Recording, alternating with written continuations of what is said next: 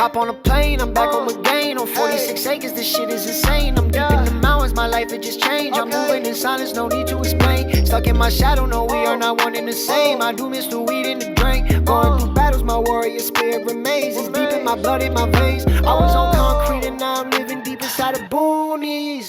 I was in Hollywood with a couple women smoking doobies. Still I'm a boss, opportunity cost. Now it's just me and my thoughts.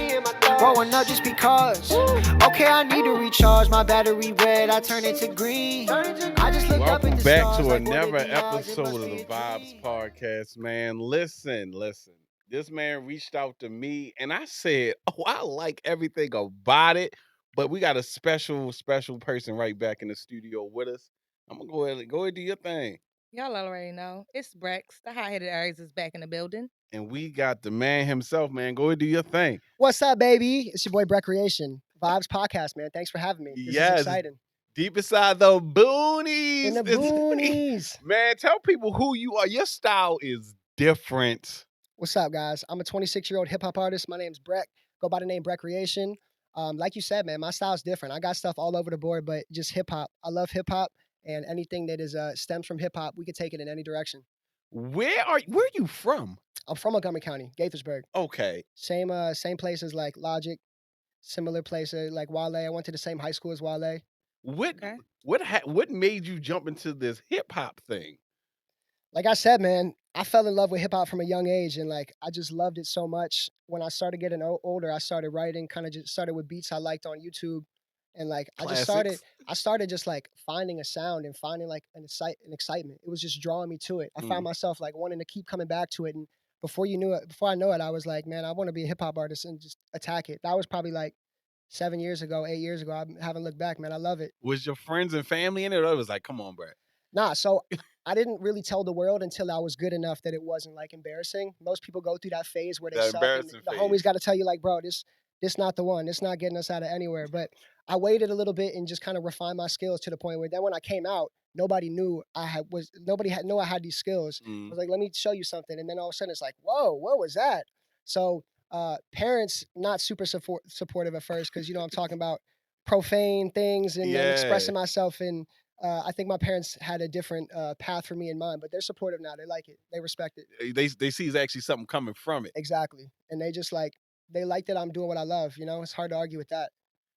You said you went to Towson, so even when you were going to Towson, you were still Yeah. So honing when I this. got to Towson, that was like kind of when I reinvented myself as an artist. That's when I was like, I'm going hard in music. I want to Right. be an artist. I'm gonna get there with no connections and just see who I can find. Like I started reaching out to artists. I started reaching out to producers and everything, just like hitting up everybody that was around me. Like, yo, you trying to work? Let's get some work. Let me hear your stuff. What you want to do? What are your goals? I just like came in with that mindset of like, let's do something. Let's connect with the right people. Is it from people that want to be rappers? Is it it's tough starting out? Like what is an achievement to even get noticed to get your beats right? Just like having that first song that is a good song and that you're Mm. confident to share it with the world and perform it and like that's tough, man. I think it takes most people at least a few years to get to that spot. I can look back at like my earlier videos, look at my stage presence, I look at like the delivery of some of it and I'm like, it's came a long way since then, which is good. Like we want that progression, but yeah, like first things first, you just got to have a little bit of a sound. You got to be confident in it. You got to have an entertaining aspect of it too. Like I know a lot of artists that are cold MCs, but like they're boring. You know what I'm saying? Like especially in today's like content driven world, you got to be exciting. You got to be entertaining too. So that's People gotta want to see you. that's a big part of it too. I think And you produce too, right? yeah, absolutely. Oh, dang. Yeah, I work with a lot of producers. I do my own engineering, so I do all my own recording and mixing. So you pretty much can run your whole ship by Yeah, yourself. I used to do all my own production as well, but I started linking up with some people that were just dope, and I'm just like, yo, I'd rather just work with people that can inspire the best songs out of me as a songwriter. So I do some of my own production, but nowadays really it's like linking up with other people that are on the production Right. game, kind of taking what they have. Sometimes I make tweaks, sometimes I just use it straight up and write to it, record it, mix it, and I put out the content. Like we do all our videos, the Boonies video, all that stuff is done in house. It's tough to do it all, so we don't do everything ourselves, but we try to do everything that we can. So was it hard giving up that creative control though? So I gave up creative control to like a creative director. So Mm. nah, cause he had the vision. You know what I'm saying? Like he came to me with the vision and applied my concept of a song into a visual concept, and I was like, "Yo, this is it. Let's do it." So it's tough giving up creative control when it's a situation where like it's your baby and you're giving it to someone that you're like not confident in. If it's someone on your team who's adding to the vision and they're bringing stuff to the table, it's not difficult at all. That's who you want to give it You to, gotta trust the because person. it's like I can only do so much in terms of the music, and like at the end of the day, you need a team who can all bring stuff to the table too. Mhm. So like I trust the people that I have on my team. You're not on my team unless I trust you. So there it is Do you travel? all the time. So I'm on tour. I tour with this with a dance company named Monsters. Okay. I'm their DJ and their artist, which is it's super dope, man. Really just came off a tour where I was performing in every city for thousands of people. It was incredible. So like definitely stepping into some goals that I set for myself. I'm home for the summer now. I'm off traveling for at least a little bit, but Mm. yeah, I go through like 20, 25 cities a year. Do you feel like the rap game mainstream is ready for you? Because I told you I'm gonna talk to you. Yeah. Being a white rapper, do you feel like your only competition? Of course, you want to be, are you M? Is your lyrical bar there? Are you Jack Hollow? Jack Harlow. Yeah, I think the best thing I can do is avoid comparisons and like trying to follow Mm, someone else's path. Like to be honest with you, all of my inspiration artist wise, like very little of it comes from white rappers. And that's mm, it just is what it is. Not that I try to make it one way or not, but like I try to just go with what I like, what I love. mm. And like it's easy to get caught up in those comparisons, especially when other people put them on They're it's like gonna you see come. me and it's like, "Oh, Jack Harlow, Russ." Like they be comparing me to people I don't even think I sound like, but it's just like I understand it. It is what it is, but I think the best thing I can do is just really try to follow my own lane and like let let what excites me and like let the energy about it be what drives it versus like me trying to put myself in positions or trying to be like somebody else. You stick to individuality. Absolutely. I mean, I got That's like blue hair and shit, bro. Come on now. That's what when you first reached out, I said, now he's either gonna be really good or dog shit. So I went through your videos and I'm like, the theme that I found was every video is different. Like you can hit different marks. And I was like, okay, it's not always hip hop. You can swing it and do something else. Yeah, I mean that's Cause Lonely Loner's a vibe. Did you listen to it? I did. there I you fuck go. with it. I like it.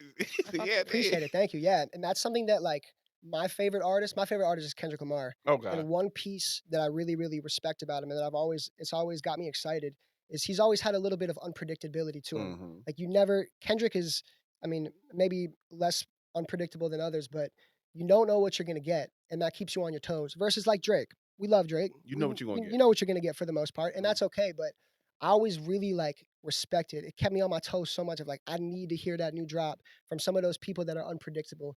And I think when I started experimenting with my sound as an artist and a songwriter, like I didn't box myself in. I started taking it different places. And I was like, hey, as long as it sounds good, as long as I can do it, I'll do it. I don't ever want to force something and just try to make different records just to make them. And it's like, all right, bro, just stick to one thing. But I started experimenting and like doing some kind of dance hall stuff, some R&B stuff, some like house. And I was like, whoa, I can actually fit in these different pockets when it feels right. I love it. I love being unpredictable. I love stepping into Right. different places. I started the thing with like as long as it stems from hip hop, like as long as it kind of comes from that place of what I fell in love with, then it can go in a whole bunch of different Do directions, you you know? feel like you're gonna do what was his name? Post Malone when he jumped on the hip hop wave and made these hip hop songs that were great. And then eventually he just jumped out and did something completely else. Do you feel like once you get to that level of stardom Nah, that you be like, okay, I well, like think I'm too it's a good question. mhm, I think I'm too good of a rapper to do like I think it'd be a disservice to myself as a lyricist to just like stop doing it. I mean, of course, Post Malone found his formula, right? mhm, And he went with it. And like, there will be a time when I find the formula that's like really the one, and I can just utilize it. But like, it goes back to what I just said before, man. It excites me to be unpredictable. It excites me to bring new things yeah. to the table. Like I start feeling boxed in, and like I get writer's block when when it has to stay in a certain box. So when like the world is my oyster, that's when You need that freedom of it. yeah, and just like it's just a little bit of people expect something, and when you hit them with something that they don't expect, it's refreshing. You know what I'm It saying? is. It's cool. It's like people are also there's so many people doing the same thing. So You I still got try the to just like drill and go all with that the same thing. I go with the feeling of it of like if this is popular now, okay, but like it could be something totally different next month, you know? Would you let somebody write your raps? Um, Probably not. I mean, I would let somebody. I think Mm. there's like a certain level of when it comes to rapping, you're rapping verses. Mm-hmm. It's personal. It's storytelling. It's like it comes from you. I don't think I could ever let somebody else write that for me. Hooks, bridges, little melodic things, sure. As long as it resonates, you know, as long as it fits with what I got going on, sure. But when it comes to like, there's something about verses where it's like, I think that's why Drake got in heat when he was Yeah. ghostwriting, because like people expect it to be from you. People expect it to be real from you. And like at the end of the day, we like listening to music. Like, you know, it doesn't really even matter that much. But when it comes to rapping, And rapping, it it's like the flag you stick in the matters. sand, and it's like this is what I got going on. So Mhm. when somebody else writes that for you, it becomes a little like ingenuine, you know? What do you even consider? Because I want to know, what is ghostwriting? Like me and you in the studio, and I say, bro, you should have said da da da da. And you like, you know what? That would have worked. And you put that line in there. Technically, did I just ghostwrite for you? Because I put in a line. That's a good question. The way I see it is like that sounded more like collaborative. Right. Like we're kind of bouncing ideas off each other. I created something. I'm looking for your input, you know? I've been in studio sessions where it's very together. We're building this thing together. Mm. And that's different than like I wrote this for you. And like I think a lot of ghostwriting is like remotely done. Like people just sending emails and like here's a track, you know, like send me a beat, I'll send you the thing back and you can just take what you want Right. from it. I mean, I don't know. I don't want to knock anyone's hustle, but like I love the process and figuring it out for myself. And I think I can hit the melodies, I can hit the raps, like whatever it is. I always feel like I could do it if I need to. I'll put some time into it. I'll get there. So So would you ghostwrite? yeah, if there was a check involved, hell yeah. He Hell yeah. said, hell yeah. Songwriting opportunities are a big thing, and it's something that I've got my foot in the door a little bit, but never not to the point where like I'm writing for other artists and like getting songwriting credits. But I want to. I mean, I got like throwaways. They're like somebody else could make a hit song. Sometimes it doesn't work for me, but it's the perfect melody for somebody else or Mm. whatever it is. So like, yeah, I mean, I think there's a lot of good stuff going to waste that could be going. It could be doing well for somebody else. Do you feel as though who taught you the business? Matter of fact, because you So said you've that's been what I studied in Towson.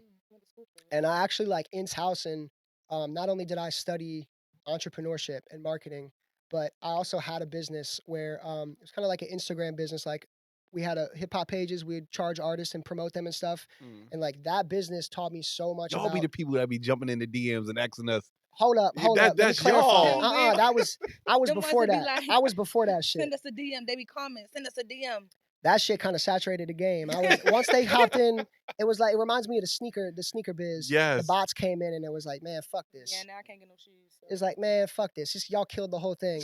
Similar situation there, Okay. but it taught me. The reason I bring it up is because I did so much customer service. I talked to people. I fielded concerns. Mhm. I walked them through questions. Like it's a whole process. Right. It's the same thing in any business of just like you have a customer, you have a service you're providing, you have a quality you want to maintain, and just doing that customer service, having all those different interactions. Like after I got the school side of it and kind of like the personal, like actual living it situation Mhm. through the business, I was just like customer service on 100, able to speak to people, able to market myself, able to connect with other like-minded people. Mm. So yeah, I mean, it was personal. It was partially the class, but also partially like learning from experience. So did you go to Towson for this? Like you knew you wanted to be a rapper, so you went to school to get the background on it, or you went for something completely different? I mean, I went to school because like that was what it was designed for me to do. Like Mm. I almost had to go to like I almost didn't have a choice to go to college. I did, but like at the time, That was a different things time. things are happening for you and like your parents are making decisions for you and money's put on the line. It was like this is just what you're doing. And when I got there, I realized that's when I want to make music. And I also realized like, all right, I can do all the music stuff on my own. I'll just learn business from the school, from the classes, which is what I'm here for. But I was having like like rappers and singers come through my dorm. I was recording them. I had a business of like engineering other artists. Right. I mean, I was hustling any way I could, and all that stuff, the social media stuff, the recording stuff, all just went and funded my own career, my music videos, my promotional stuff, cover art, whatever it was. You know, just threw it all back into the business. Do you remember your first song? Yeah. What Well, my was first my first song that I released, the first song that you released that you were like, okay, it's called Join the Cipher. It might even be online somewhere still. I don't know. It was just like a verse. It was Shook One's Part 2 okay, instrumental, just like the most classic hip hop instrumental of all time. It's a good place to start, I guess, right? But I just like a verse. That's kind of how I started. Very just like mm. not really songwriting with hooks and concepts. It's more just like I'm spitting and it shows off my lyrical ability, which is cool. I love to see how it's progressed now to the point where like it starts with a concept and like it's so much deeper than it was when it started, which is how it should be. But yeah, that first one was called Join the Cypher, man. I remember I worked for a basketball camp. I Mm. got a $200 paycheck for like coaching the kids. Maybe it was $300 paycheck. You bought? Took it back. Yeah, that was my first love. Was hooping. Oh shit. First Okay. love. Yeah. Okay. But I took that paycheck and went straight from the camp to the studio and like paid for my first couple songs. I think it was 300 for 2 songs to get them recorded and mixed. And I just literally took the money and was like, let's go. So Were like, you nervous? Everything yeah, built up to that point. I just hadn't really rapped in front of anybody. Like I used to always get really nervous rapping in front of people, but it was just confidence thing. It was like I didn't have much experience killing it, failing, learning what's in between. Like you got to learn, you got to go through those hoops to really learn Yeah. like where you fit in it and how you can be successful in it. But I used to be so nervous rapping in front of people. So what advice do you have for like your younger self beginning rap? Like you got some advice? What's something that you wish like maybe somebody would have told you about it or something like that? Just like have the most confidence in the world in yourself. I always look back and I'm like, I'm more confident now in what I'm doing than I was before. Mm. And I feel like if I was more confident at that point, I could have just taken it up a notch. You know what I mean? So like whatever that could take a lot of forms, but like just truly believing in yourself. And the more you believe in yourself, the more money you put behind it, the more time and effort you put into making things happen behind it. Yeah, like all in, all in, all in. I wish I could have just like dove in even more headfirst than I did back in the day. But I mean, I dove in pretty headfirst, so it's hard to look back and say I would have changed things. But What was your first bomb? Did you ever bomb on stage? I've never bombed on stage. I mean, my first couple shows at Towson were pretty like open mic in like not the library. Like they used to have this food court and there was like a stage in the middle. You could like there was open mics. I'd just be like rapping while people were eating lunch. It was so awkward and uncomfortable. But no, I mean I think I've always had something that people could see something in me. So Mm. even when it was like at its worst, you could see where it was going, you know? And I think that's why like I've always felt like to a certain degree I've got respected for it because I think I waited until I was ready before I started hitting it. And then even like when it was at the bottom, you could see, all right, like he's got some potential. He could go somewhere with it. So I always had confidence in myself. But if I could change one thing, just go like even more all in from the jump. That's scary though, because people will be like, I got lives that I wanna still have my life that I can, maybe if this don't work, I can do something else. See, but so you just proved my point for me. Maybe if this don't work, I can do something else. But You this gotta gotta work. you gotta plan have the B. mindset You that thinking this about gotta plan work. B, bro? What about plan A? That's my point. Mm. Is like there is no plan B, You gotta that's it. and I think that furthers plan A more when Mm. there's no plan You B. don't have nothing else. I mean, obviously, like you got things you got to do. You got bills. You got kids. You got Yeah.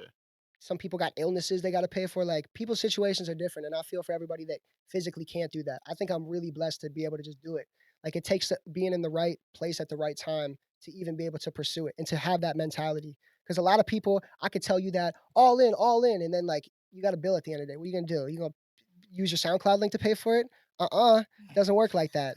So it's like it has to make sense, you Mm. know. And it's difficult to get in a position where it makes sense, but if you love like if you decide from a young age that you want to be a musician, you want to be an artist, it's possible, but you just got to go all in. You can't have this back and forth mentality or else you send in applications, you out, man. You gone. Plan Did you B. even are you the only musician in your family? Like this started with you?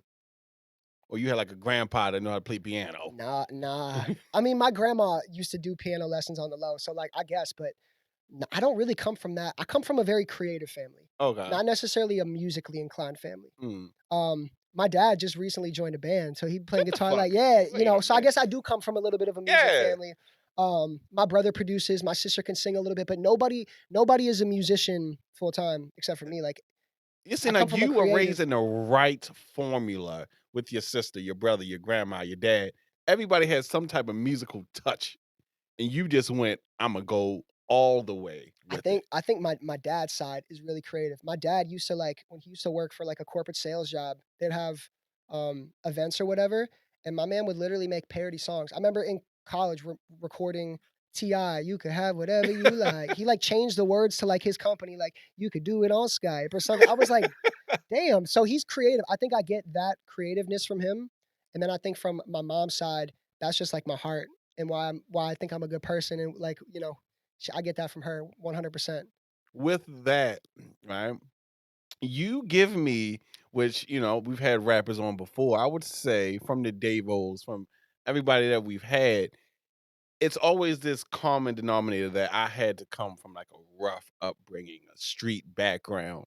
It's like I didn't come from that. Facts. I'm just talented as fuck. It's all for me. It's I was raised in a place. Gaithersburg is like super academically driven. Like everything is like you go to school, you get good grades, you go to college, you get a The job, pipeline, you get your right? family, and I guess you made it. That's it. And I realized early on, like this is not for me, and like I refuse to just like give up to this system. So I didn't come from a rough background at all. I'm very blessed to say I had a good upbringing, but that idea of going into that system was like can't even fathom it. No Go sit way. on the desk. No way in hell. I can't even sit here still just thinking about it. It's like, no, I gotta get out of this. So for me, it was like that's what drove me, It drove me to the it's like, and keep in mind, I went to school, like I was kind of on that You path. was on the path. I was on the path, but I realized like I don't have to do this. I can change. This is up to me. This is my life, my path.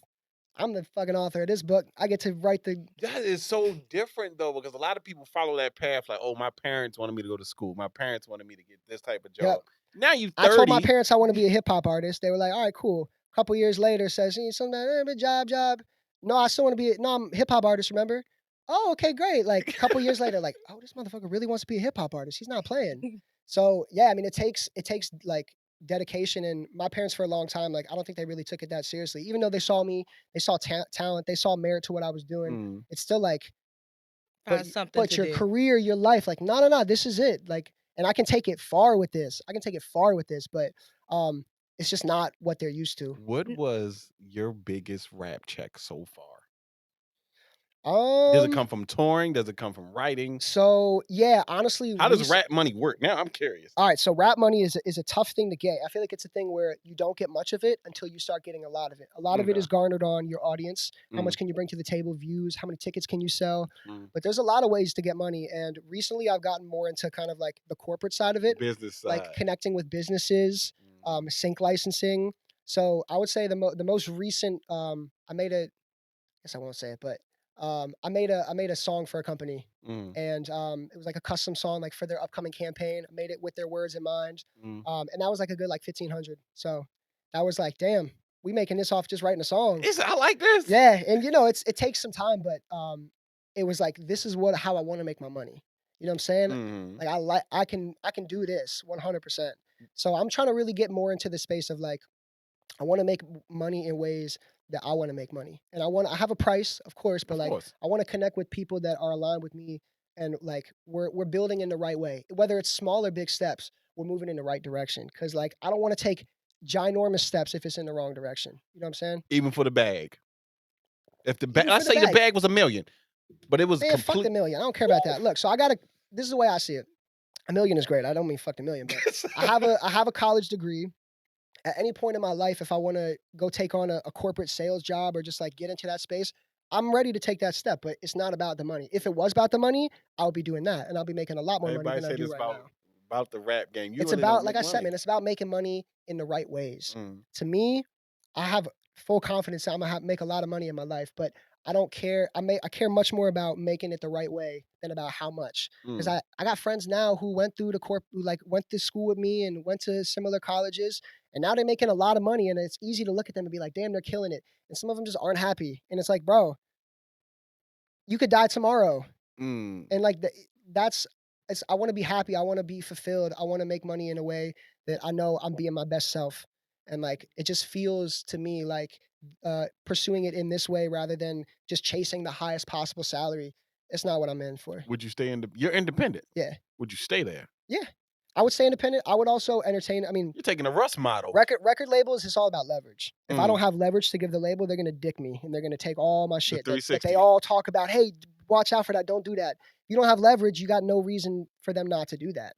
So I got to build up a certain amount of leverage before I even entertain it, or else it's just not worth it. You know? Because I'm self-sufficient. A lot of people, like a label is really just resources and funding. It's like people say this all the time. It's a loan with shitty interest. So if you're resourceful to like build your team and to use your funds properly, like you'd be better off going to the bank to get a loan. Now, where the label really helps is pouring gasoline on the fire, The right? marketing. It's just like the fire. If there's no fire, gasoline doesn't help. But if there's a fire, if there's a spark, you throw gasoline. So it helps for artists that are building a wave and they build up the leverage and then it works. But I don't know, man. I haven't really like entertained too much label stuff just because I've been building my own thing independently and it takes a certain amount of leverage for me to even entertain it. It's like I know I'm gonna get dicked unless I have a certain amount of leverage to bring to the table. So we'll have that conversation when we have that conversation. You know? Now, you said it's no plan B, right? Yeah. It's always music. But is there something else you would do besides rap? Like if you couldn't rap, let's say you lost your voice tomorrow. It's like my What are biggest you fear in this gonna whole do? world. Going blind and not being Yeah, able to like speak what is if like you my couldn't biggest. rap? So if you couldn't rap, are you still doing music? So my purpose on this earth, I believe, is to connect with people. And that's music is the way for me to do that. If I wasn't able to speak, I'm sure I would just find that next way to connect with people. Because you can still find a way to connect with people, even if it's not through rap music. And I'm also very open to like life is crazy, man. Sometimes things happen and it's not exactly how you expected it, and you find yourself in a position, whether good or bad, hopefully good, and it came about like maybe something else happens and I impact the world in a much larger way than just rap. Like I'm Right. open-minded to think of like who knows how things are gonna happen. But if I couldn't be a musician or if I couldn't rap specifically, there's so much to do in music. I would love to like if I couldn't be the artist, I would love to be like a touring like pianist. I'm learning to play piano right now. Oh, Learning how to you play. got Yeah, the just to add it instruments to the coming. bag. Exactly. I'm trying. I'm working on it. Just because like there's so much you can do with me. You can be a songwriter. I could not say anything and just write the songs and be dope. So it's hard to imagine that world. What? Like, Where's some wood I can knock on? somewhere. Would you? Are you single? Yeah. Do you keep it that way on purpose? No, I mean I'm like I do keep it that way on purpose, but I'm waiting for somebody that's like gonna excite me, gonna bring something to my life that is just like Ladies. you know what I'm saying? It's the type of situation where like uh if I know it's a feeling, if I know it's like the right type of person, I'll spend time, I'll spend money, I'll entertain it, but a lot of the time I just focus and like I'll entertain things here and there, but like a lot of time it's just back to the draw, back to the work. See. When's the last time you even had a serious relationship? Serious relationship? Have you had one? Yeah, I've had a couple in my life. It's been like a good like 5 or 6 years since I've had a serious God relationship. damn. I've been going on little How dates old here you and say there you all the were? time. 26. Oh, shit. So since Yeah. damn near a teenager was your last. No, real I one. was like 20, Okay. 21 is when I ended it, and then yeah, I mean ever since then, like it's been back to I'm super open minded. I love to meet people. I love to kind of check the vibe, see the connection. But I know my goals. I know what I want out of life, and like you got to be in that ride, or else You got to get the I'm just fuck on on my out of track. here. I'm just on my track. It's nothing against anybody else, but I just know what I want, and I realize if I'm gonna get this, I got to put this much time in, this much effort. It's gonna take this much money financially. It's planning everything out, and like I just go with what feels right, man. With I'm not another- forcing anything. Well, another musician, somebody that can understand your lifestyle, like another musician. Yeah, I mean, I feel like I would love to think it would go down like that. Like date another musician and like we start growing together and make a collab album together or some shit. Oh, you try to be a Meek Mills. Okay. I mean, Yeah. that'd be cool. I'd love to like it's fun to think about. But I don't know. I'm like I'm very open minded to like who knows where this person is or where they're gonna come from. Right. But it's I'll know when I meet them and when they bring a certain amount of like excitement because I get so excited by the things that excite me, right? Music and performing and connecting with people. So like I can't feel like you're not going to be a part of that world Right. and bring something to the table. And you don't have to be an artist. Like you don't have to have clout. You don't have to, have a huge ass or nothing like that. But you have to get me excited about life because like I'm sure hopefully y'all can feel Okay, it let in my me go. presence of like Mhm. I'm passionate about the things that drive me. Yeah. And I gotta feel that passion or else there's just I don't even entertain it. Like, I feel like a lot of people in their 20s they're afraid of being alone. They don't, they for the clout, Yeah. for just like they got nothing else to do. They just go through the motions of it. That's one thing I don't do is just go through the Do you motions. realize how of it. different you are? What's Like, up? Do you realize how different you are than a lot of other people? Very different. You're different. Just people, man. Just people. Not even like men. Yeah. Just people. Just people in general. Yeah, but I mean, hopefully that's a good thing, right? It's hell yeah, it's a good thing. You control your Instagram, right? Yeah. So if someone DMs you, it's you they're talking to. Yeah. Because when you DM, I was like, is this a fucking manager? Nah. I mean, my manager has access to my account, but I'll be telling him, don't be fucking responding to my messages and shit unless I tell you to. Don't do Who that. curates the talent and everything on your page? Is it you, or do you have a creative director? It's more just like I work with a creative director and he'll Mm. give me feedback. It's all I do all my own posting. I write all my captions, but I work with my manager is like definitely has a good eye for branding and like what do we want to represent? What's the image side of it? What kind of symbols and what kind of creative direction concepts are we throwing into the music video and Mhm. all that? So I work with him because he brings the things to the table that I can't, which is like whenever you're building a team, that's the key. I mean, I feel like that inspires me to have more people on my team that are like that. Of like, I'm good at this and all this important stuff around it. We got to get someone who's good at that shit to come in and make the decisions, right? It's like that's the people I trust on my team. So um, if you see anything you like on the social media image branding wise, a lot of that is kind of going back to the drawing board and like how can we make this song just image wise, color wise, what we represent, how can we make it fit in? We definitely try to be like mindful of that. How long did it take you to write a song? Man, it can be anywhere from like 10 or 15 minutes up to God like damn. yeah, I mean, I've recently tried to go more with like the quick feeling of things. Like I try not to marinate on things too long anymore just because I go with the feeling of it now versus like when I first started writing, like Mm. back at Towson 6 years ago, 7 years ago, I would have like a beat or like a hook that I really liked. And it was like, this is it. Like I'll come back and rewrite it 5 times if I have to. Like Mm. this is gonna be it. And now I don't force things like that anymore. You know, like I'm okay letting go of things a lot more often than I was back in the day. You were just saying earlier that you have throwaways. It's taking you 10 minutes to write a song. Yeah, So, I mean, I sometimes I put the timer on. I'm like, let's go. so wait, 15 you minutes, could, 10 minutes. if I'm busting these numbers out, you could possibly write an album in probably a day. The thing is, yes, but the thing is, how good is it gonna be? How much is Mm. it gonna feel like this was something that I need people to hear? Because like I could put out stuff all day. I could make stuff rhyme all day. I could hit a melody all day. But is it gonna catch you? Like when you listen to it, is it gonna make you feel something and make you want me to come on your podcast and talk to me? Or is it just Mhm. gonna be some more stuff that you hear? Like I often am in this kind of battle with myself of like putting out stuff frequently just to do it and then also doing stuff that like really not forcing it, doing something that's meaningful. And sometimes there's a big gray area in the middle of that, right? Yeah. Of like when you're trying to make stuff quick and then like maybe something sticks a little bit so you got to put a little extra time into it to just get it where it needs to be. Like it's all kind of ranges. It's hard for me to even like put a perfect formula on it now because like I just go with the flow of things. I've written songs, some of my better songs were written really quick in like 20 or 30 minutes. You gave on Boonies. One of my Boonies is dear to my heart. I'm glad you fuck with Clearly. that. Yeah. You said in Boonies you gave up the weed and the drink. No, I didn't. I said I do miss the weed and the drink. I Did didn't you give cut up the weed back? and the drink, but the weed and the drink when I was in LA is different, bruh. Shit different, bruh. And just the environment of it, like the smoking culture is Mm. so much different in LA is California different. than it is in Yeah. Maryland. LA So specifically, but nice. just California. And that's why we're like, oh, when are we going back to LA? We booked the trip, you know?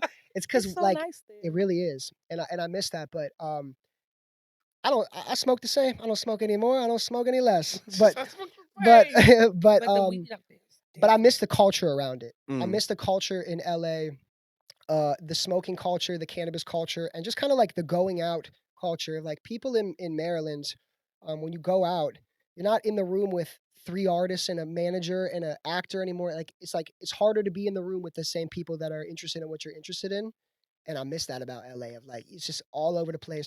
That's not really it's more just like that environment of going out, having fun, smoking, drinking, connecting with people, Right. vibing. It was kind of that whole thing of just like I missed, you know, but I'm glad I came back though. Do you feel as though, because we ask everybody, to make it in a music business, Baltimore, Maryland is a very small market. So if you are in Towson, Morgan, wherever, and you want to become a musician, do you tell people you gotta leave? You gotta hit what? Atlanta, Nah. Cali. No, I mean, so I think that's stupid. And there is a lot of people that are like you go to LA, you go to New York, you go to the place where it's happening, and that puts you in the right position or puts you in the right room of people. Mm.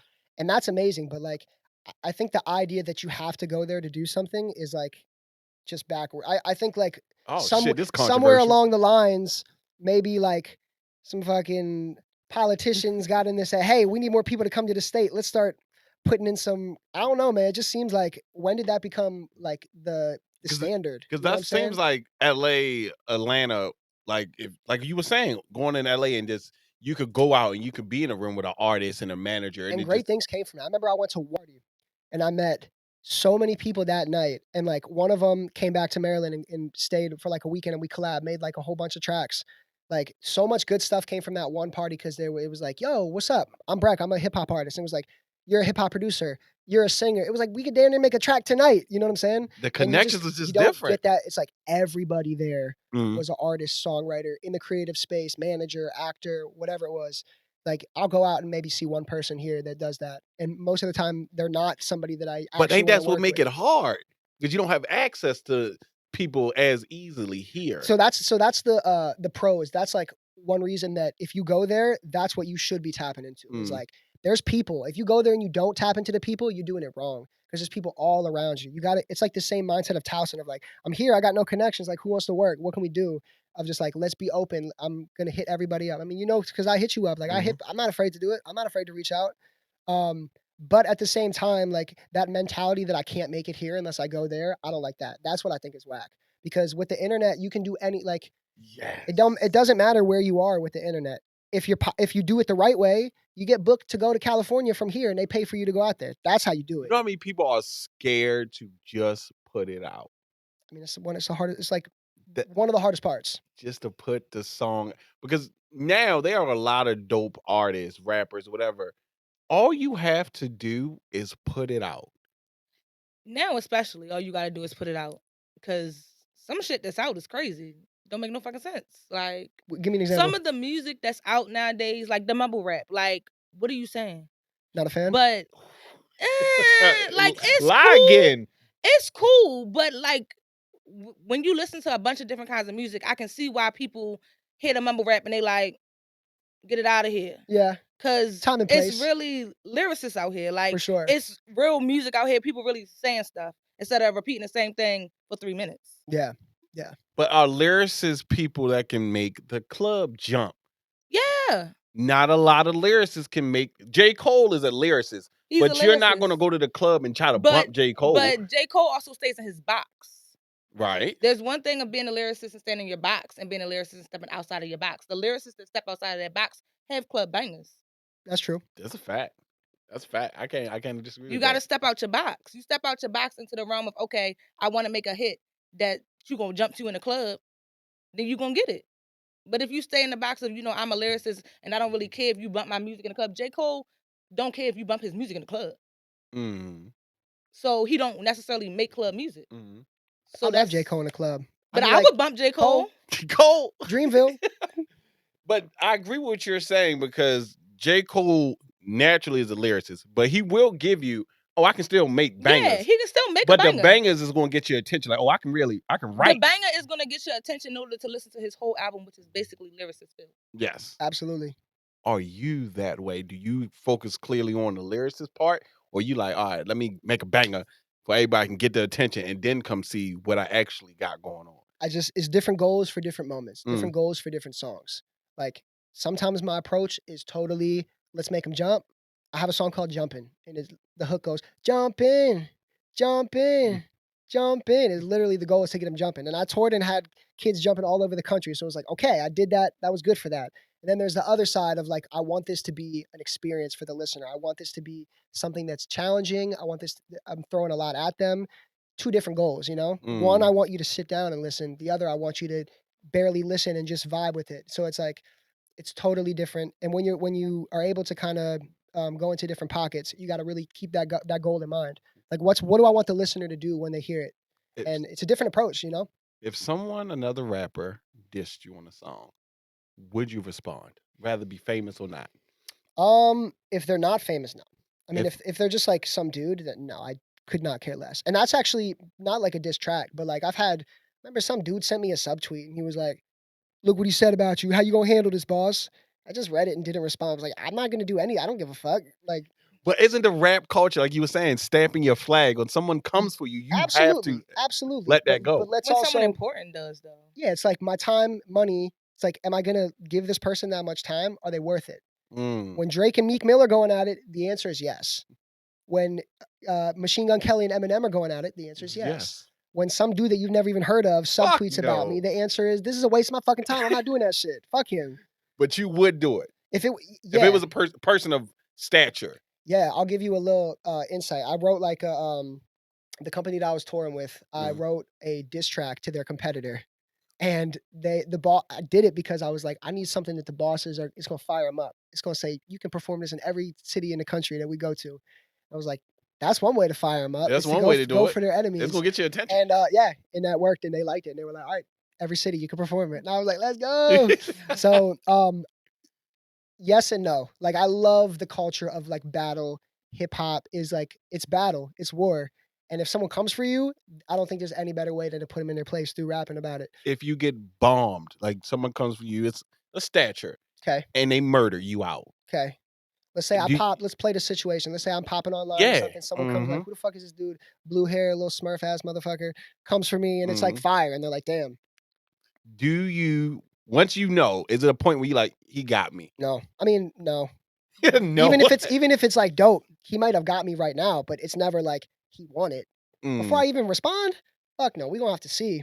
We're gonna have to see until I respond to see who won, you know? Okay. So I would depending on who they are and how dope their verse was, I would always come back. If that was a question, I would never hear it and it'd be so dope and it's like, I'm not touching that. I mean, you would have to really, really come to something. I don't have to nothing like, to come back with this. Nope, you got it.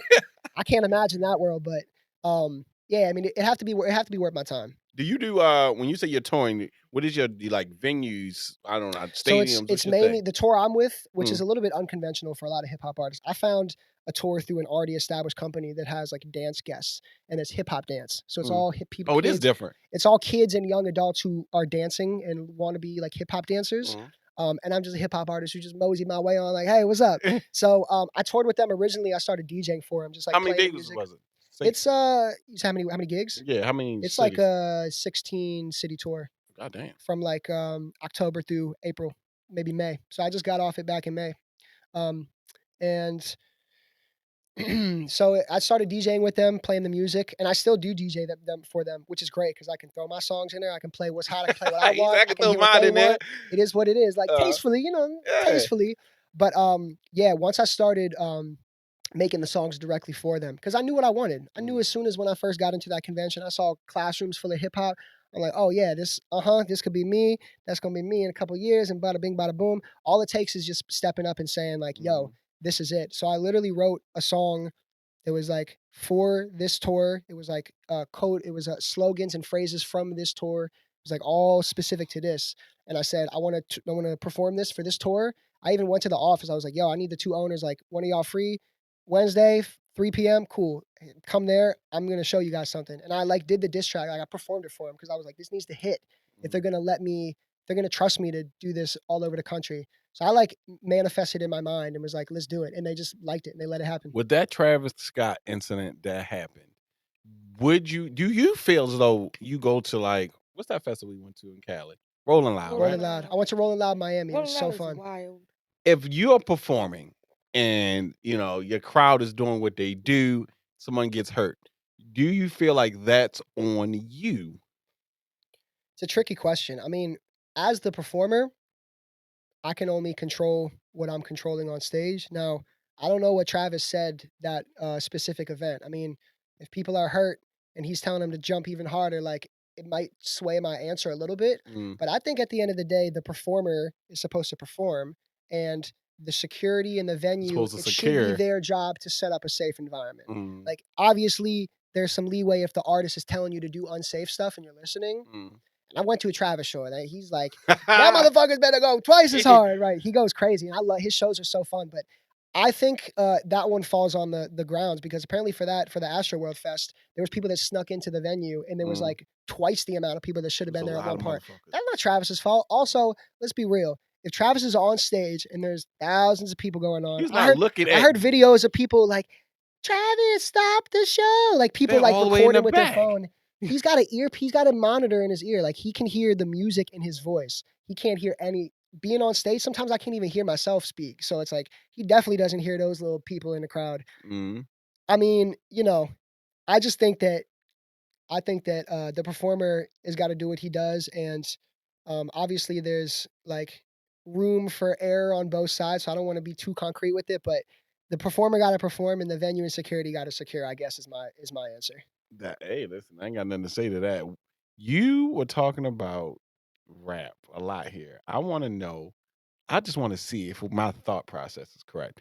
Right now, currently, who's your top 5 rappers? You can put yourself in it if you.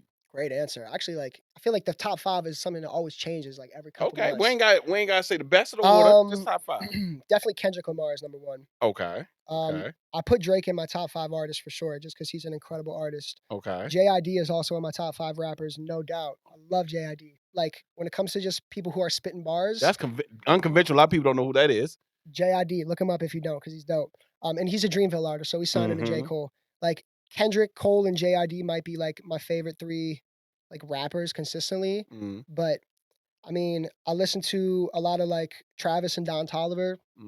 I listen to like a lot of SZA and Adele. I don't know if I put them in like my top 5. Wait a but minute, you stepping into your R&B bag? Absolutely. And when we come to R&B, it's a different conversation. R&B like Giveon, Brent Faiyaz, The Weeknd. Recently got put onto this Maryland artist, Reggie Becton. He's fire. She's from PG County. Check him out. But yeah, just like I'm always looking for new stuff too. I just found like a new artist like a couple months ago, and I'm like, damn, he's like up there for me. So there's a lot of dope people doing it, man. A lot of people to be discovered still. It's a saturated market for artists.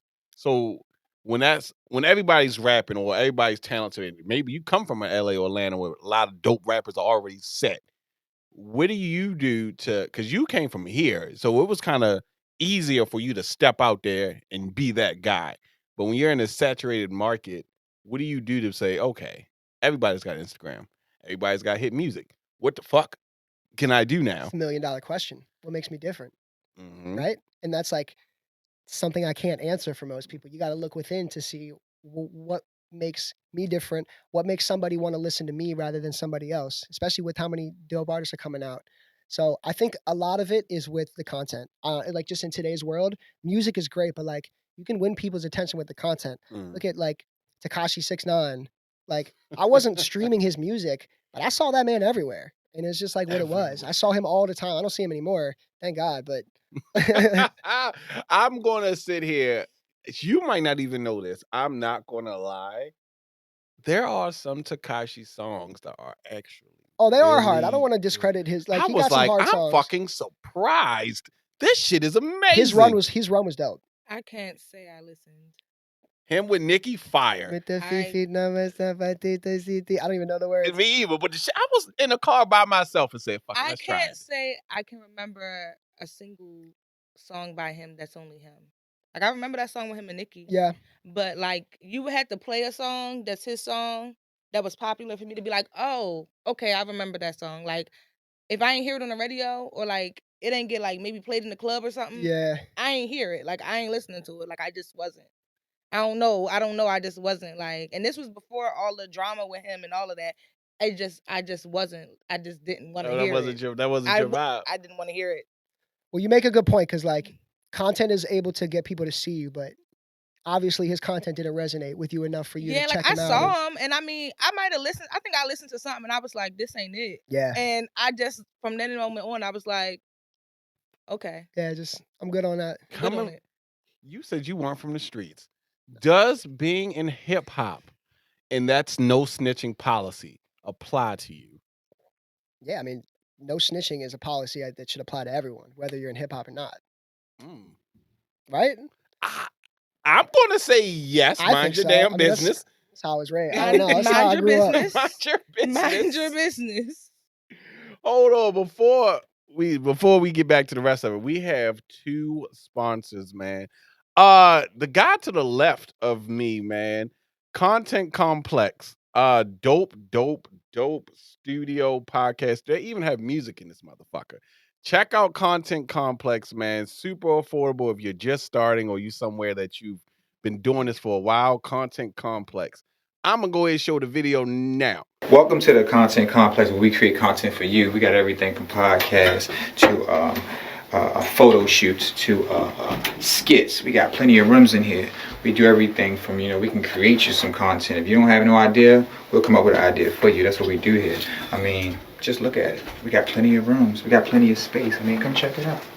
We got a green room. Even in the low light, Look, green room. You can see the green. You can see the greenery. You can see the greenery. Now that we're back again, we got the AirFrame this weekend, man. They reached out, the huge festival that Maryland has invited us out. First time. Fucking hell yeah. Come on, show the next one. What's up, AirFrame? 1, 2, 1, 2. Oh Yeah, wow. we got E Grady the baby, man. I'm back in the motherfucking building, baby. Let us in the AirFrame, man. I don't know who the fuck did that. Who did that?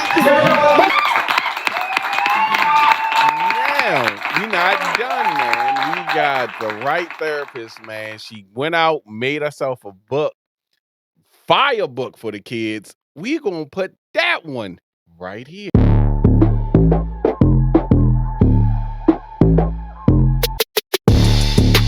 Get back to this. Why the pacifier? This is actually a mushroom. It's a shroom. Yeah, I was gonna say this is a Yeah, mushroom. get your shit Don't- together. don't do Hey, like listen, that. if you're watching, you've seen it. It's a It's a shroom. shroom. The pacifier represents my pullout game. You- Like, nah. You It's a never not mushroom. pulled out? No, I'm pull out game immaculate. I'm like undefeated. And I am I went to undefeated. Towson. Yeah. You remember Rec Room down the street? Yes, I do. Yeah, yes, I That do. room was Yes, I do. lit. You telling me that every time you pull it out? Yeah.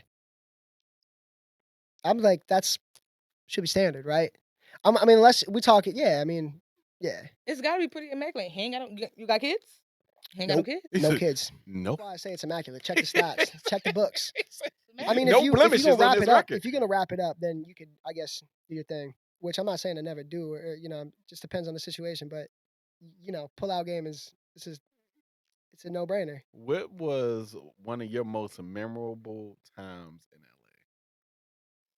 The party was a great one. I'm trying to give you something else other than the party, but when I walked into that party, man, Break the scene down. What Like, happened? I walked into the party. This was also like I just dyed my hair, brown, like it's same color as my eyebrows, just dark brown hair. I got the fresh blue hair. It was like totally different. I was feeling a new People wave. seen you like, when you came. of course, like you turn some heads when you got some colorful hair. So, but I walked into this room and I saw some other people that had like just got their hair done. And like I walked in and it was just like a warm welcome. They're like, "Hey, what do you do?" "Oh, this is what I do too." And it was like every person in the house. So we did this party, and then toward the end of the night, all kind of the artists and the hip hop people got together, started talking. We all went to one of the studios in the house and just started taking turns showing each other music for the night.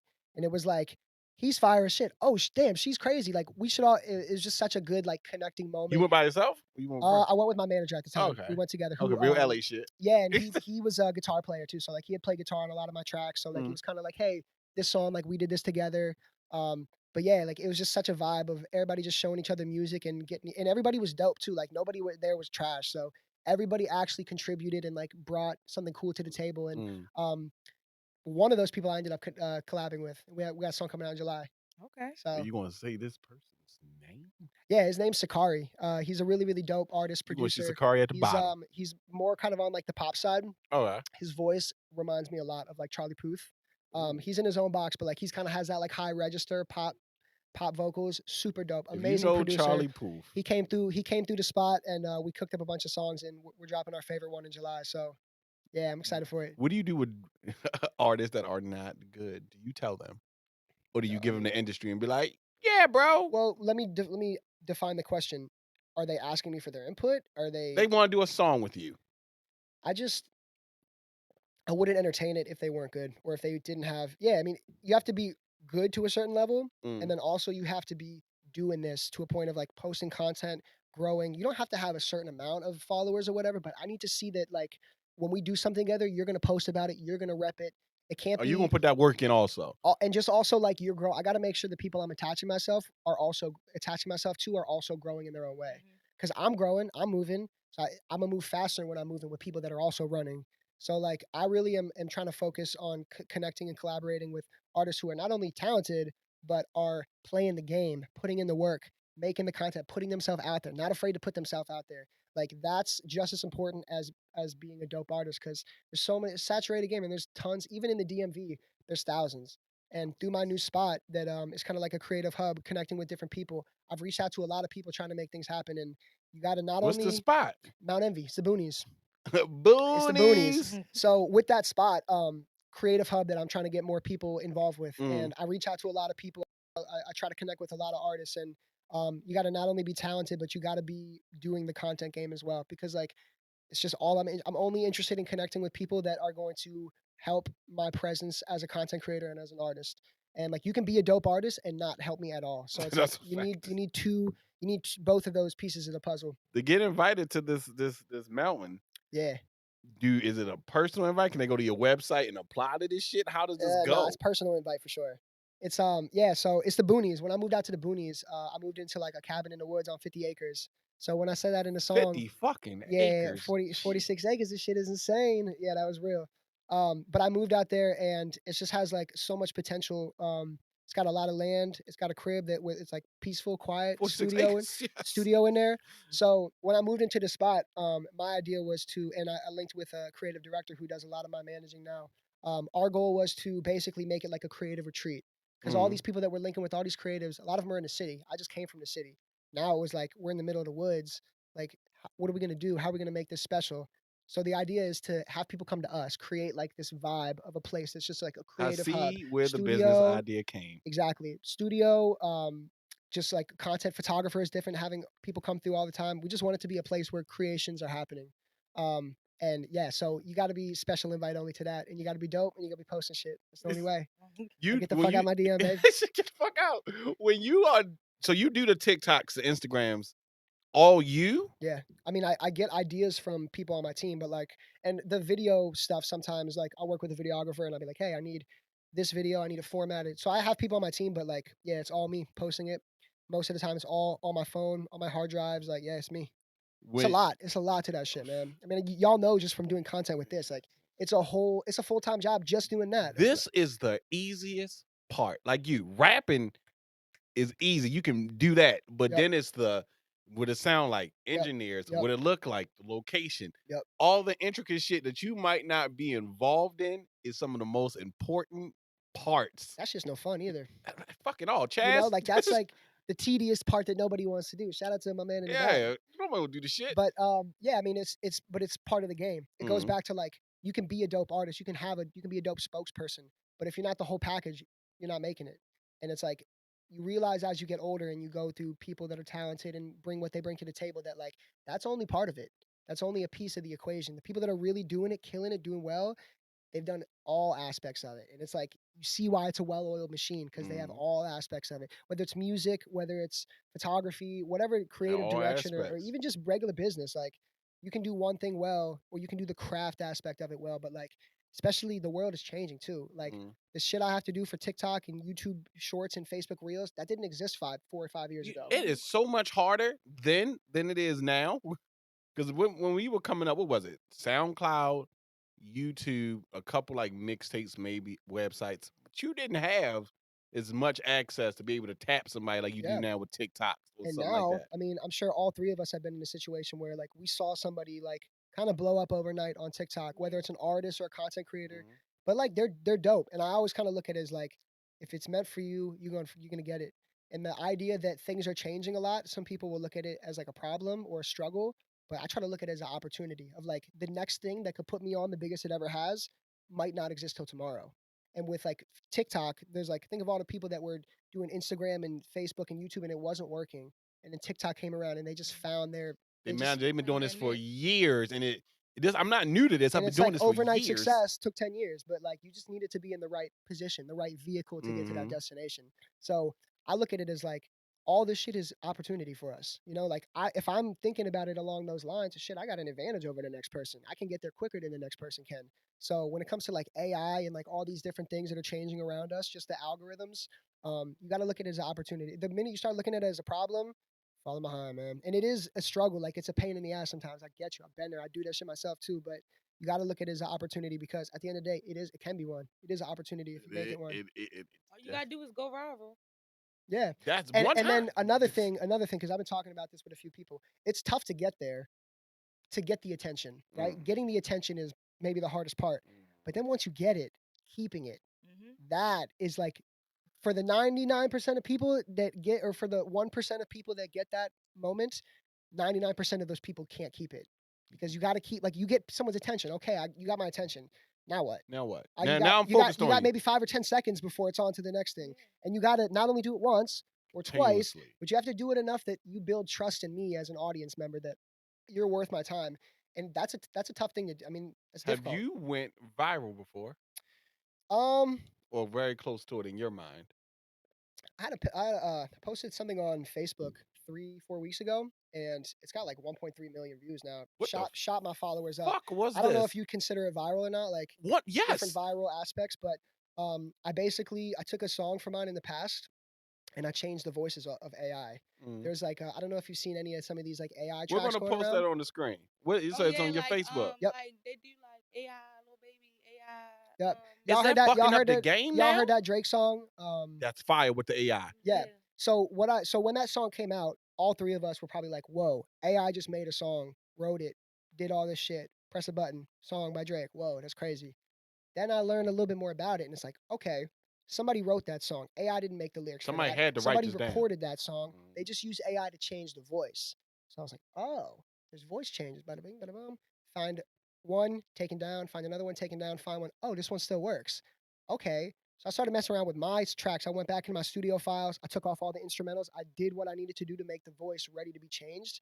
And I like started just messing around with different artists. And my goal was to never like catfish. I never wanted to say like, yo, I got Drake on my song.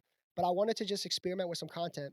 And I had a verse for a song, and I had Kendrick and Slim Shady going back and forth. My words, I wrote them, I recorded it, dropped the song like 2 years ago on Spotify, and I just took those words and changed like back and forth. Like it was like Slim Shady rap and then Kendrick, and yeah, it just like it popped off, and a lot of it was controversial. Of like some people were like, "Yo, this is amazing, this is great. Like, where is this song?" And then there's some people that were like, "This is scary. Like, fuck, this is ruining music." Some people were like, "Yo, Eminem hasn't sounded this hard in years." And then some people were like, Eminem would never say some corny shit like that. So it's like the controversy was what was driving it. And yeah, I mean, it's probably at like 1.3 million views, and I went from like 300. I started Facebook page maybe like 6 months ago or a year ago just to have another platform, Mm. and I went from like 300 followers to like 1.6 thousand, like almost How overnight. the fuck did you feel? You know, it's good when your pages are growing. Obviously, like Mm. anything I can do to skyrocket numbers and like skyrocket growth, jump versus the steps is the key, because I've been stepping my whole career, and it's like as you get older and just like you need to jump fast to make it in this business. Um, so I love that my page was. I kept refreshing and being like, "How many followers we got today?" Wake up like, "Where we at?" So of You course read that's dope. comments? That's what I stopped doing, because I started looking through the comments, and it just like it was a whole lot of different things. And I Yeah. realized like there were some people that were saying that they liked it, and maybe I was thinking, okay, this is good or whatever. And then there were some people that were saying like this is not as good as they would do it. And I started thinking like, well, I got into this little You thing. I was got like, in your man, fuck head. that shit. That has nothing to do with me, man. I just make the music, put it out, and I'm on to the next one. I don't give a fuck if you think it's better than some rapper 20 years ago. I don't care. So I stopped reading the comments because of that. It started like making me almost like second guess myself or think about certain things. And it's just like at the end of the day, I don't even know who the fuck these people are. But what you just said, I wanna jump on you real fast. You said you don't read the comments. I stopped reading the comments. I was reading the comments, but there was But don't you want the, like, when you put out your hit song, don't you want the feedback from fans? Like, so is this good? so yes, but I wasn't getting feedback based on the song was good or not. I was Mhm. getting feedback based on people thought AI would. It was like their opinion on what they were commenting didn't reflect their opinion on me a lot of the Okay. time. It was like AI is scary and we need to stop this, and fuck that guy who made the song. So it's like you're not really mad at me, like me. It's not You're mad at me AI, right? personally. It's not me And I started thinking, and then there were some people that were like saying it was better than Eminem, worse than Eminem. At the end of the day, I'm like, You were bro, just being creative. I That gotta was stop it. comparing. Yeah, it's like if I start thinking along those lines, next time I go to write, I'll try to be extra lyrical. It's just like stop that, man. Don't listen to what fuckers on the internet are saying. Just do what you think is good. And at the end of the day, if that's what I do, I'll be fine. You will know? find your audience. You just So I gotta s- leave the comments to people that want to comment. I let people go back and forth with each other in the comments. Oh, there was a lot, Like and it's good. I look at the comments to let people watch people. Oh, go it's back. fun to People watch. go back and forth when I post all the time, and I just sit there and watch it. Yep. I ain't commenting on nothing, I but it's remember. fun to watch. Speaking on that, you were saying little jumps, little jumps. We were doing this for maybe a year and a year and a half. a year and a half before we finally caught one. And that was when I think that went to Now it's like 3.3 million. Which one are you talking about? It was the sex lady. Was it Instagram? Yes. Yeah, Instagram Reel? And Instagram Reel. She had 3.3 million, like 900,000 comments. And then I was like, oh, we have to keep this thing fucking rolling. Boom. And It's like I said, man, it's tough to get there. Then once you get there, it's like, well, wait, we got something now. We got to go 3 times as hard. It's tough. and then it started happening more and more. And I'm that not going. girl went viral. That the radio picked And her that up. and that was old actually. That came before the one that went viral first. Yep. That went viral, and then somebody else went through our page and picked her out, and next thing you know, that shit was on the radio, like topic of discussion. Wow. And also, you make a great point. The song that went viral for me, or the AI post, that song is 2 years old. And you said your post was not new. I feel like you asked me something about what would I say to younger artists and Yeah. myself when I was younger. Don't get so caught up in like this release, putting it out now needs to get this right now, or else it's a failure. Because I repurposed a song that was 2 years ago. You guys repurposed content that was old and it did well now. Sometimes the timing of it isn't exactly how you think. So like, yeah, man, it's not everything's a failure just because it didn't do something at a specific time. But do you think that comes at a detriment? Because somebody can put out a song now, first song they ever put out, viral, hit.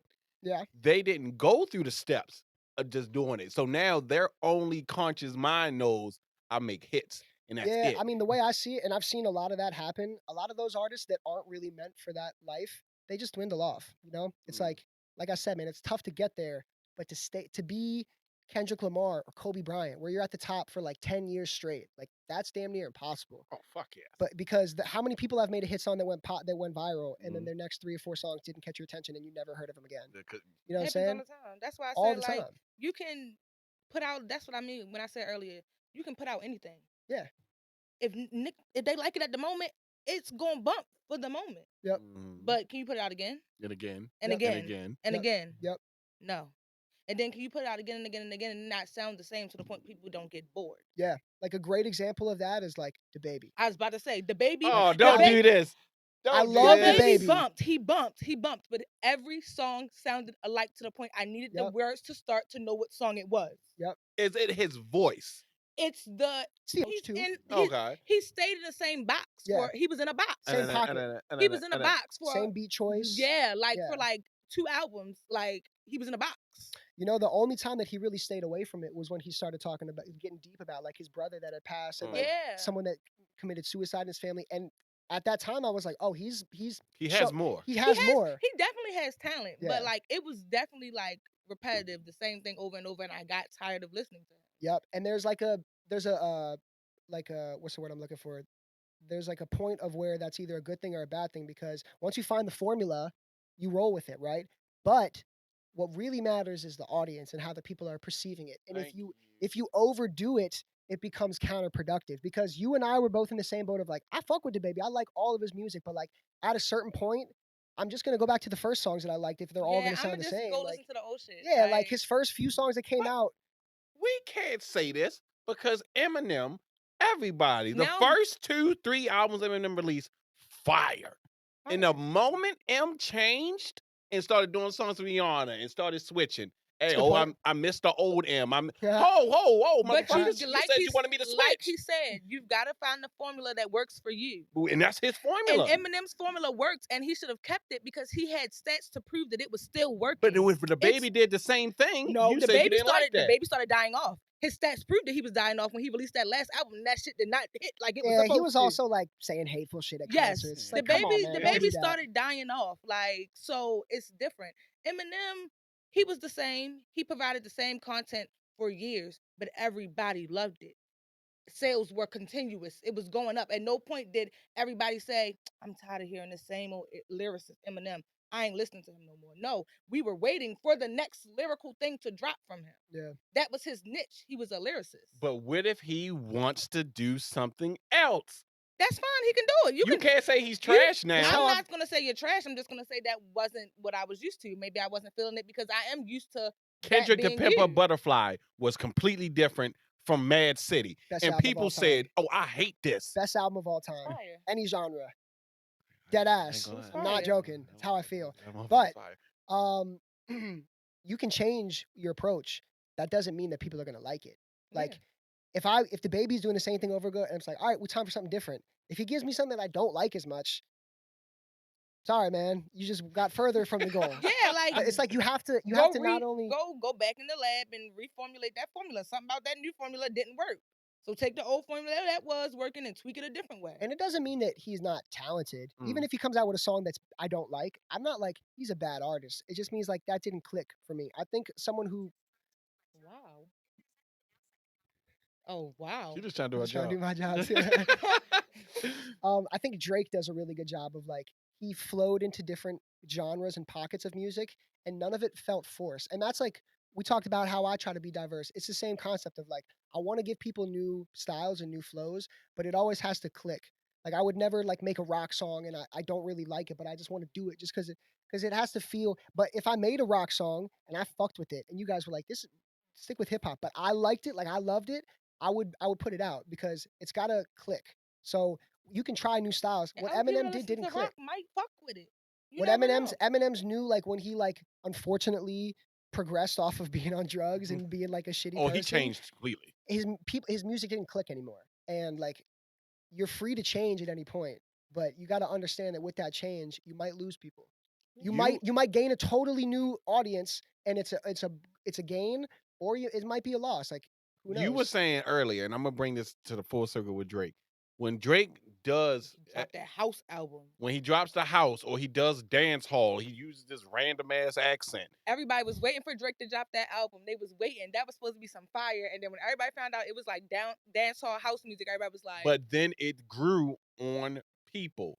But then you get these comments that say, but I feel like you're taking artists, taking their flow, and then you're not promoting. You said, oh, I've dabbled in dance hall. Yeah. People are going to look at you from the black community, from shit, it's hip hop, largely black community, are going to look at you and say, this fucking white boy, what the fuck are you doing? That's fair to look So? at it that way. The way I look at it is like if I have something that I can bring to the table that's good and it's real, I never obviously like when it comes to the black culture, I have to pay homage. I would never claim to take anything that I didn't actually take. I would give credit for where the inspiration came from. But if I can bring something positive to the table, I don't think I should feel bad about that. You know what I'm Mhm. saying? Like maybe I didn't come from a certain place or it didn't go the same way it did for somebody else, but as long as I'm not like profiting off of somebody else and I'm bringing something true to the table, if I'm bringing something real that hasn't really been brought to the table, I think it's a good thing. That's just how Do I look you at it. think from both of y'all, do y'all think for white rappers that a lot of black artists gatekeep? Because when they do different genres or whatever, it's fine. But when a white artist jumps into rap, it's automatically like, oh, I feel like you're stealing our culture. You don't know anything about our culture. It's like, whoa. It went past the point of, oh, I'm a good lyricist. I make good songs. Now I gotta check in. Like we on the streets, I gotta check in with niggas because I'm good at rap. That's crazy. authenticity, true self, like he said. If that's who you are, then I can accept that. But if it seems so ungenuine, like you jumped into this, like, okay, you started rapping, but you jumped into the whole rap culture and became this person and that's not you, that's an issue. Mm. But if that's you, then that's you. Cool. Like Eminem when he dropped on the scene, sure people had the same effect. Who is this white motherfucker trying to rap? But then you listen to him This and the motherfucker can shit was rap. fire. So okay, then you realize that that is actually who he is. He's not somebody trying Just to playing the role. play this role of Mm. I'm a rapper and I've been through this struggle or whatever the case may be. Like that's who he is. The things that he writes are true to himself. It's it just happens to be rap and it just happens to be something that we can relate to or that fits in the genre. That's just what it's gonna be. So it's no shade to any artist of another color or ethnicity that wants to join rap. It's just being true to yourself in what rap is. So Mm. don't try to join rap and be like every other rapper because you see that's what rap is. If you Mm. rap, then you rap. Rap like how you rap, not the next motherfucker. Do you feel like the bar is higher for you? The expectation of just you being a white rapper, do you feel like that bar for you to be good is just it's not where everybody else is, but like, oh, okay, you stepping into the game, you have to be good now. I think the expectation is that I'm worse rather than like they Mm. expect more. They actually expect less is what I've gotten in my experience. Mm. Is that like if you don't necessarily look like a rapper, some people can't even fathom that you could be one. And then when you rap for them, it's like, whoa, you wasn't joking. It's like, no, so I feel like I've gotten a lot of that of like surprise of like, whoa, you're not totally horrible. Mm. Yeah. So I almost feel like the bar has been set lower, and the fact that you're just like not bad is like, oh, look at you, you're actually like serious, Mm. At least in my experience, most people like, especially starting out, just don't expect anything. I remember I used to be on the corner of Towson some nights, like Fridays and Saturdays, that everyone go up, and me and my homies that were like in a group would just rap for people, just on the side of the road, and like people would be like, I would start rapping, and they'd be like, "What?" And it's just because people don't expect it. People don't think that you can do that. Mm. So I don't people putting boxes on you. What you gonna do? I don't know. Who motivates you right now? It could be in your team or anybody. Who motivates you when you're having these down days, when shit is going terrible, song didn't go right, you're creatively just not there? Who is that person for you? That's a great question. I think recently I've been leaning on like my team, my manager, and some of my other video guys, and just being real. You said if it's a down day, if it is a down day, of just like having people that you can express yourself to, invent to, and also like build from that. Like, what is taking me down? What can we do to get there? Or whether it's just talking about it or planning things out to physically take actionable steps to get past it. The team has been big on me because I'm such an independent dude that I try to do everything myself. And when it comes to a day where you need someone else's help, or you need to talk to someone, or just like express something to someone, like you need close people around you. I feel like the people that I've been leaning on have been like my close friends and my team. In terms of who inspires me, just people that I see in a position that I want to be. People that are doing it Mm. full time, like no regrets, diving into it all in. Sometimes it's not even about like followers or money. Like it could be someone who's on the same level as me, but I just see their work ethic is crazy, and they're devoted to it, and they're like, nothing is going to stop this person. That inspires me. Probably even more than the person that already made it, because it's almost like we're running together, and they're You understand? I got to keep up, So the people that are truly bringing something cool to the table, bringing different like creative concepts, different types of music that is not just basic, like it's something that's really piquing my attention, and they're working hard, dropping content. Like I follow a few people, and their content is so creative. Like they'll have a song, and the way that they hook people into like just introducing the song is like, damn, it's some classic like TikTok reels hooks, but I'm really inspired by other people that are in my situation that are just killing it, that are just like, or maybe not killing it, but they're working super hard, and I know they're You gonna kill it. notice it.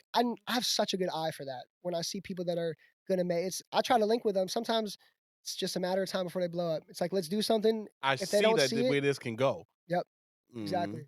Well, before we get out of here, man, anything else you want to ask for? What's next? What we got to look forward to from you? Out in the boonies. Yeah. I got a bunch of songs dropping this summer. I'm like kind of on like a singles wave right now. I'm just like Okay. making a whole lot of music, and rather than trying to like attach it to one album that I'm like saving up for, I'm just making tracks and putting them out, and doing a lot of collaborations with people at Mount Envy out in the boonies.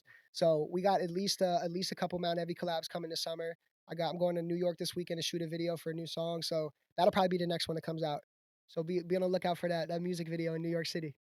Oh Okay. shit, that's your first time in New York? No, He said no. no. But it's the first time in a little bit. Every once in a while, you just like got to pull up, You got to pull up. got to have some fun, and then go back home. And shout out to you for saying something very important. Networking in any line of work is very, Key. very. Well, fucking- how did I get here today? Tell him. How he got here today was he came into the DM and networked with me and said, "Hey, da da da da, I'm gonna be in Baltimore, Maryland. I like your content. Let's do something." Cool. I don't say no to anybody. Says no to nobody. No, Yeah. it would be the biggest page to the fucking 1,000 followers. Because like you were saying, you might not have as many as me or the reach that I have, but that don't mean you ain't dope as fuck. That just means you're Facts. on the come up. Facts. And with the nature of this beast, you can have somebody comes in here with 100 followers, is the most interesting motherfucker ever, and it's just dropping gems left and right that are just viral moments. That's gonna help you way more than somebody who's boring that comes in with 50,000 followers. I have learned doing this that even with my guy Chaz at Content Complex, you know it. This when I first started, people actually it's like you when you first started out rapping. Oh, well, where's the money coming in, or do you make money? You learn in this line of work that the network you build with getting in touch with these people, having their numbers. I have something that's worth more than money. I could reach out to an artist or a producer, have something quick. I could go to an event space, pay nothing, reach out for it quick. I could know that you have this thing going on out in the mountain and be like, yo, you dope as fuck. I know. He's like, Marcus, I just need somebody to hear it. I know I'm dope. Say less. Shoot it to you. Who knows where that's going to take him simply off the basis of all I had to do was answer a DM. Exactly. That's it. It's like the way I look at it is who knows you is important. Or I'm sorry, who you know is important. Who knows you is the most important, right? Like what you know, okay. Who you know, important. Oh, that who knows you is the most important. Because if you know me, then we can make things happen, you know? Whereas like I might know you, but you don't know me, so I can't go on your podcast. But if you know me, I can come on the podcast. It's like leverage kind of, you know what I mean? And I will listen to this and will watch this. You have given me so much content that I can't wait to put the fuck out. I did not know what I was going to get from you today. All my friends, I was like, hey, I'm going to have this guy on. They said, this fucking guy? This motherfucker? I sat in the house and was talking to my friends. And they was like, are you sure you fucking want to do this? Like him? Think about it. I was like, you sure about that? I said, you know what? I don't know what it is about this guy, but it is something about him. He is creative. He's different as fuck. I want to. You know what? Hopefully it is. This is what I hope, because I think this is kind of a superpower of mine, or hopefully I want to turn it into more of a superpower.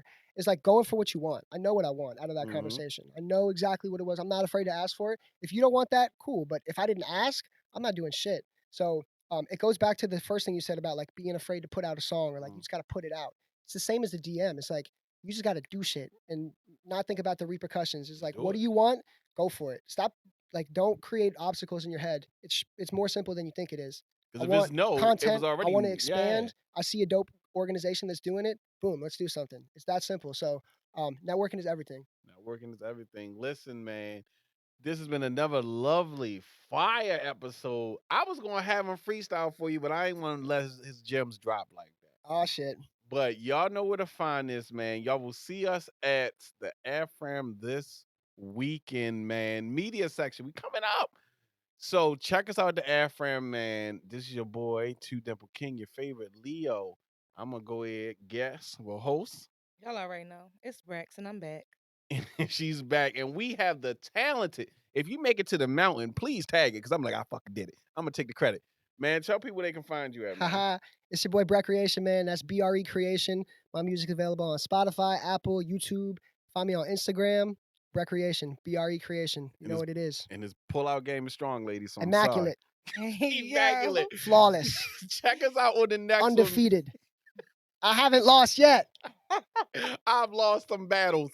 Listen, check us out on the next one, man. This has been another lovely, dope episode. And shout out to my guy once again.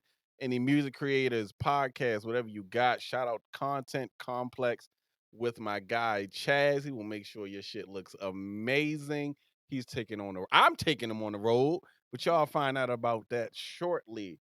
Check us out on the next podcast, man. This has been a good one. Boonies. In the boonies. You did.